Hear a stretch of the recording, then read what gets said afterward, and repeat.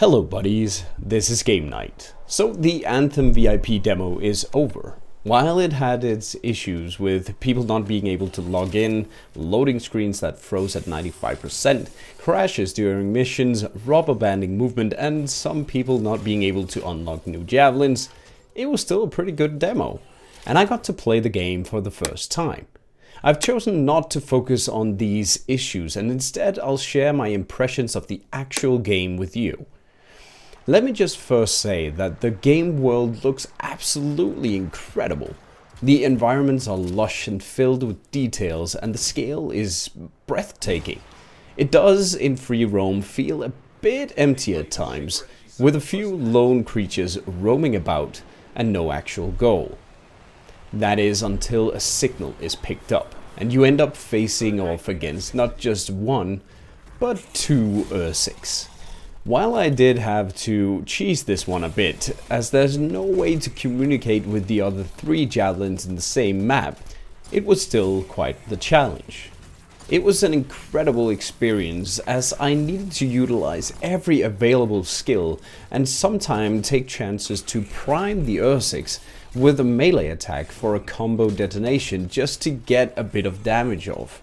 And landing those combos, man, that is satisfying. I'll upload the full dual Ursiks fight in a separate video. The link will be in the description and the top right corner. I really do like the combat in Anthem, mostly because of the fast cooldown on skills, but also the three-dimensional battlefield that you have at your disposal. The pace is really high and you're constantly moving around to reposition, complete tasks, or just figure out who the heck is shooting at you. Gunplay feels really great as well, and there are a lot of weapons to choose from. And that is if you can find them. If you can't, you can always craft.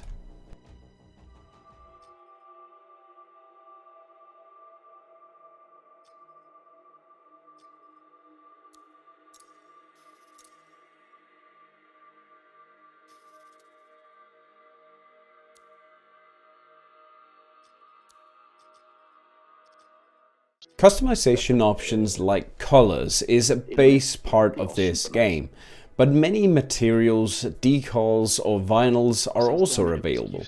Those are usually tied to microtransaction in the form of coins or shards.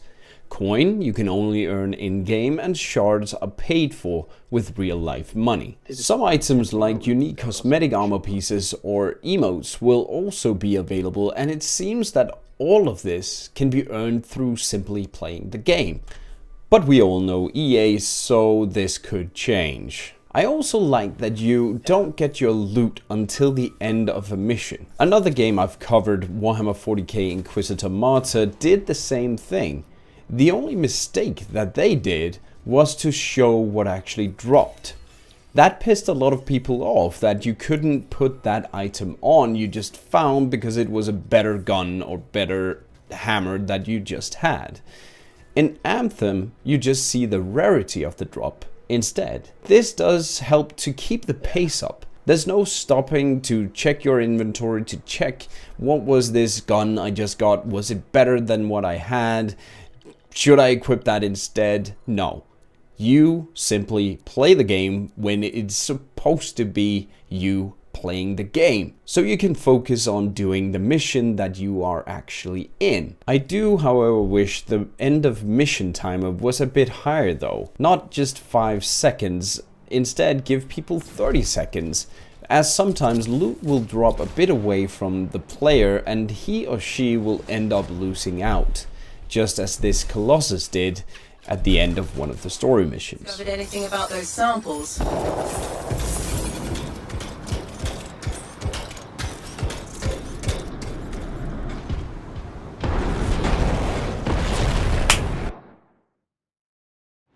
Do remember that the masterwork and legendary gear will always be sent to your mailbox, so there's no missing out on that. But every other piece of gear, no matter the rarity, you will need to pick up to actually bring home. One thing that is really hard in this game is learning how to fly your javelin and controlling it. I really struggled. Just take a look at this. The sharp turns or ascending and then descending without hitting walls or the ground was really hard. But after a while I did get the hang of it, and now it just feels amazing. Jumping off a cliff and just racing down feels just like I hoped, and it feels even better flying above enemies and unleashing your melee attack.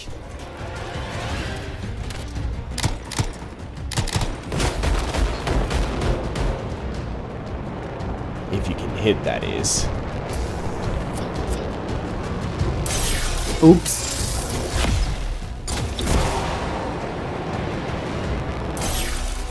Oops.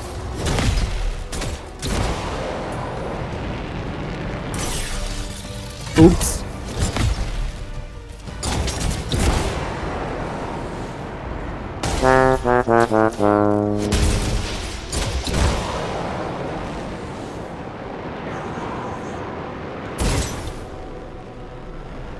Say hello to my little friend.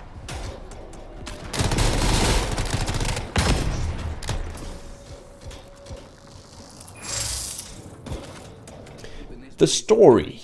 The few missions that you can play in the demo feels really well thought out.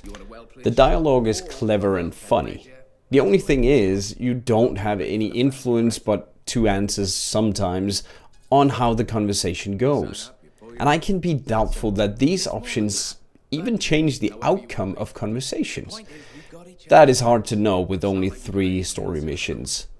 These characters, especially Matthias, are easy to get to know and like right from the start, which is very important to me, and the story had me surprised as well. Just take a look at this scene after I recovered the manifold. Matthias, Hello, hello, hello. here's the manifold. Interesting. It's much smaller than expected, huh? Well, Joel's not gonna hurt it. Probably. Okay. This. And this. And there. Okay. You hit that switch?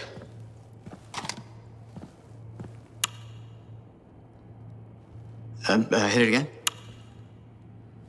It's just me, or is nothing happening? Okay, easy, easy. Let me see here. Yeah, this is here. Yeah, this is here. I mean, the connections are right. I know. There is this tried and true technique. Never fails to...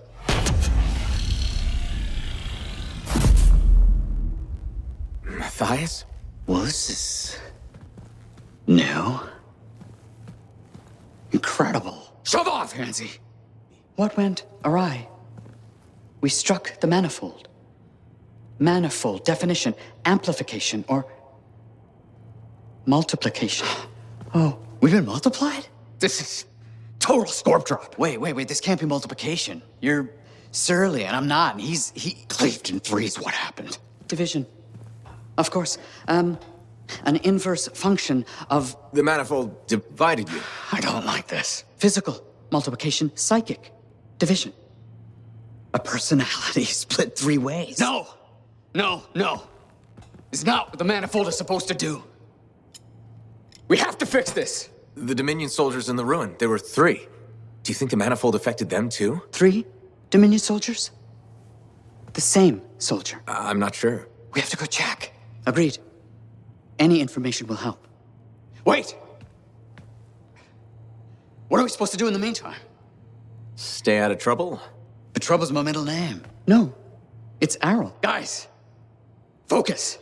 It's Errol. Go. You're right, buddy. Oh. My only gripe with the whole Fort Tarsis instance is you can't run. Why do they limit us to walking at a snail's pace? I mean, I get that you want us to take in the scenery and experience the buzz of the town, listen to the music, but in the end, I see this as a huge design flaw. I would rather they allowed us to toggle a run with shifts so we didn't have to be forced to walk, and just let ourselves decide when we want to take in the sights, and when we want to move on to the next mission objective. They also seriously need to add some sort of way to communicate with other players in game. Not necessarily in the form of voice chat, we've seen that a lot, and you now have Discord, you have Skype, people can fix that themselves. But text, or even just simple commands you can choose. For instance, in the free roam Ursix fight, it would have been nice if I had a shot of a flare to alert the other players that I needed assistance. The flare could show up on their map, and a text message could show up in their screen that I put up a flare and how far off I am. That would mean if they were close or figured, hey, that is a short enough distance for me to rush to this guy's aid, they could. All in all, I'm very pleased with what I've seen, and I'll definitely be checking out the game again this weekend, the 1st of February to the 3rd. Do remember, this is an open weekend. It's open to all of you. You simply go into Origin, you download the demo, and play it when it opens.